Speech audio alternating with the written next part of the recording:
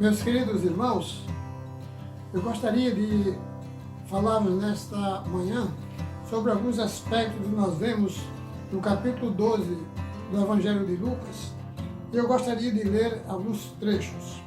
Em primeiro lugar, eu gostaria de ver a primeira parte do primeiro versículo ao terceiro, que diz: juntando-se, entretanto, muitos milhares de pessoas, de sorte que se atropelavam uns aos outros, começou a dizer aos seus discípulos: acautelai-vos primeiramente do fermento dos fariseus, que é a hipocrisia. Acautelai-vos da hipocrisia. A hipocrisia foi um termo que surgiu de representação de teatro, de ópera, e então quando uma pessoa exercia uma função de ator, então era alguém que falava uma coisa que necessariamente não sentia. Então, com o tempo passou a ser chamado de hipocrisia, ou seja, alguém que fala e diz alguma coisa que verdadeiramente não é aquilo que disse. Mas, meus queridos irmãos, então o nosso Senhor Jesus Cristo continuou ensinando algumas coisas, e então ele disse o seguinte: diga aos meus amigos, não temais os que matam o corpo e depois não tem mais que fazer. Ou seja, nós não devemos estar com medo de absolutamente ninguém, nada.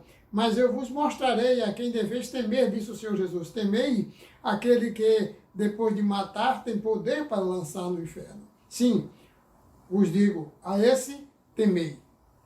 Então, ele vai começar a explicar, depois desse seguinte, versículo 6, diz: não vendem 5 pardais ou 5 passarinhos por 2 cetis, e nenhum deles está esquecido diante de Deus.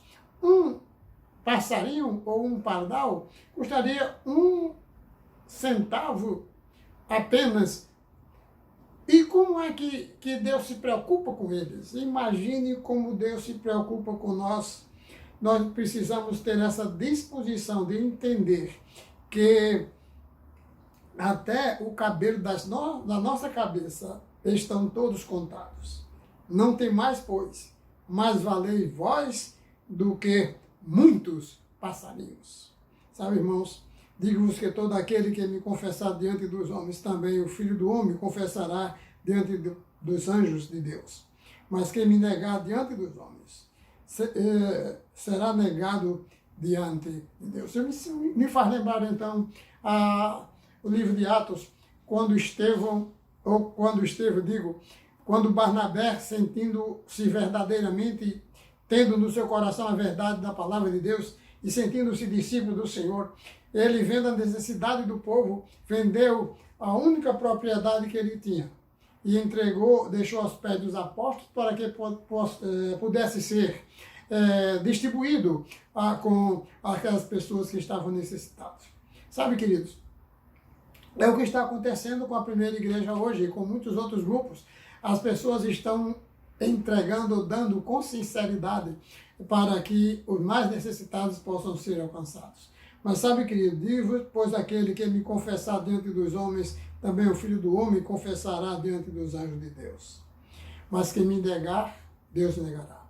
Quem for verdadeiramente o hipócrita diante de Deus, vai sofrer. Então, Ananias e Safira, que vendo o que Barnabé havia feito, eles então resolveram fazer uma representação. Resolveram agir de modo hipócrita. E então eles resolveram fazer algo, dizer uma coisa e o que tinham feito outra. Eles venderam a propriedade e poderiam ter gasto dinheiro, poderiam ter ficado com dinheiro, mas eles queriam imitar, por inveja, a Barnabé. Então eles venderam uma das suas propriedades, tiraram uma parte do dinheiro, levaram a outra para os pés dos apóstolos e lá disseram que, a semelhança de Estevão, eles estavam entregando todo o dinheiro que eles tinham, pelo qual tinham vendido a sua propriedade. E eles então, porque agiram de maneira hipócrita, e Jesus Cristo havia dito que contra ele alguém podia pecar. Ou seja, enquanto ele estivesse aqui na terra, alguém poderia mentir para ele, poderia ser hipócrita com ele, que ele compreenderia isso. Mas quando ele partisse, aquele que desrespeitasse ou fosse hipócrita com o Espírito Santo, então essa pessoa seria eliminada. E Ananias e Safira foram eliminados.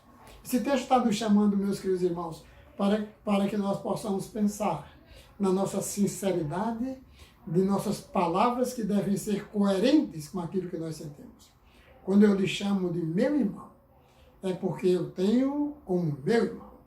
Quando eu chamo Jesus de meu Senhor, deve ser porque eu tenho como meu Senhor. Quando eu chamo Deus de meu Redentor, é porque eu devo ter Deus como meu Redentor, como minha única força.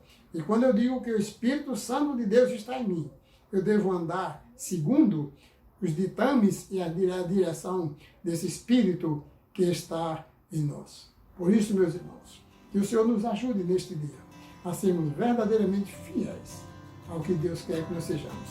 Não hipócritas, não fingindo, mas sendo verdadeiros discípulos do Senhor, obedientes à sua palavra. Que Ele nos abençoe.